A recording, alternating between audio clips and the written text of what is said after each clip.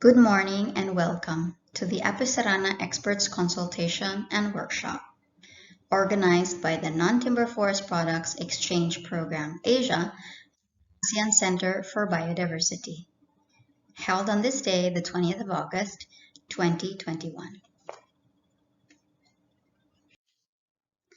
Many of you have heard of NTFP-EP before, but for those who haven't, we are a regional network of Asian civil society organizations and grassroots groups working to support communities in sustainable livelihoods.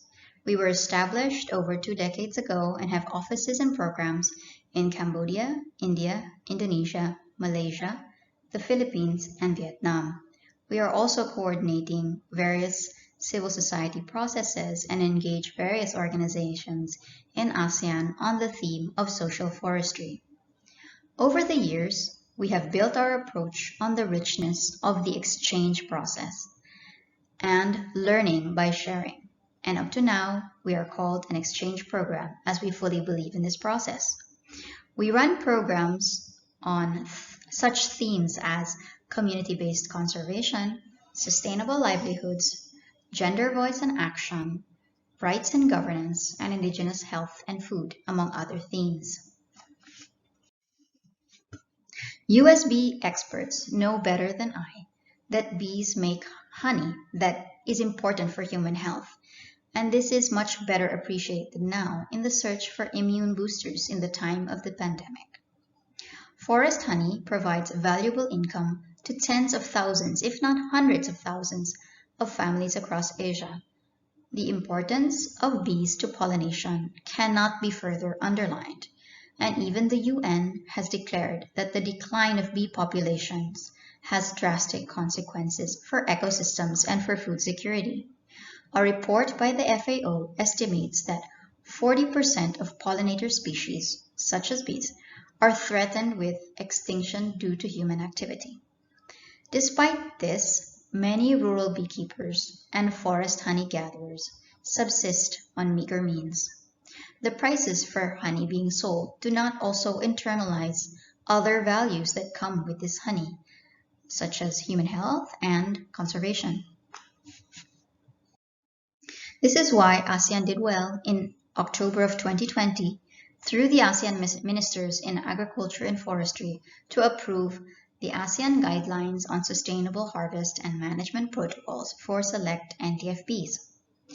These guidelines serve as a primary reference for NTFP management protocols in the region to further ensure the sustainable utilization and conservation of important NTFPs in the region. The guidelines cover such products as bamboo, rattan, forest honey such as Apis dorsata, resins, and fruits.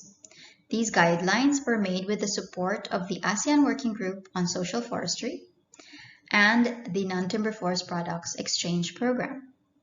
They incorporate scientific as well as experiential knowledge, and they are based on a socio-ecological framework, looking at aspects that affect sustainability of NTFPs from within a local system itself, but also looking at drivers of change outside the system.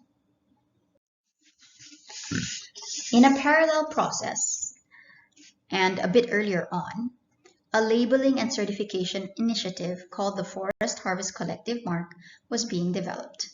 FHCM guarantees that a product is sourced from well-managed community forest areas, that ecological sustainability is maintained, fair trade is practiced, and legality is ensured, not to mention that product quality is upheld. FHCM was developed by NTFP-EP and partners as a regional, multi-country, community-based labeling process. The goal of this initiative is to increase the value of NTFP products from community sources by recognizing and promoting a holistic set of values that come with these products. Earlier this year, the ASEAN Centre for Biodiversity spoke with NTFP about its Biodiversity Products Initiative. This project was implemented to explore community-based products for the improvement of livelihoods and the conservation of biodiversity. This was implemented from 2015 to 2019 in Cambodia, Laos, and Vietnam.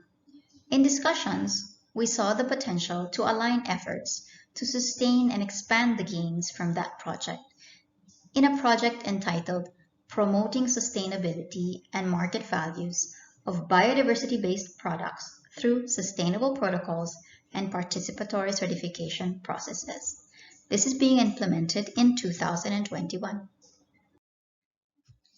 This project, through an initial short endeavor, seeks to contribute to larger goals of sustainable consumption and production, improved livelihoods of forest producers, and expanded reach of biodiversity conservation policies and programs in ASEAN.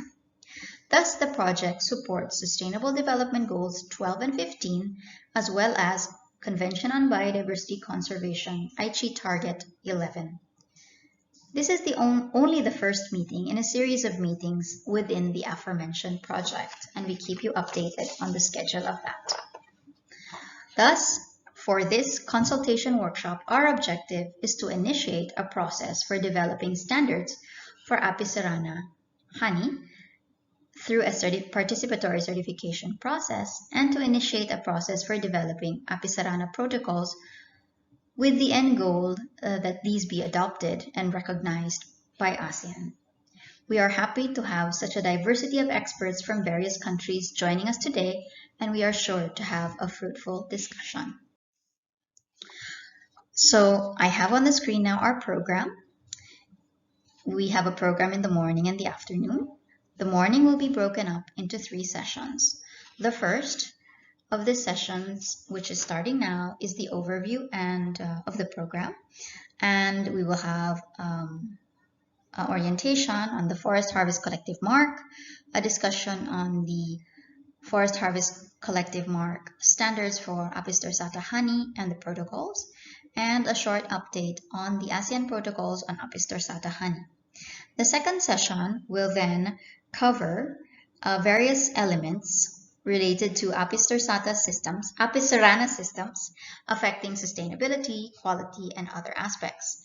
The presentations are not exhaustive as there are many aspects to cover.